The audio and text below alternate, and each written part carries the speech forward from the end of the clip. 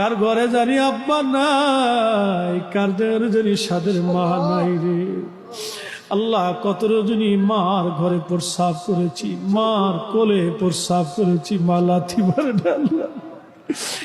এই বুকের মধ্যে জড়িয়ে ধরে মা বার চুমা খাইয়া আদর করে কলিজার ভিতরে লুকিয়ে রাখছে মা জননী। আজকে কবর দেশে চলে গেছে আল্লাহ। তুমি যদি ক্ষমা না করো আমরা কার কাছে যাব? তুমি যদি দয়া না করো আমরা কার কাছে যাব?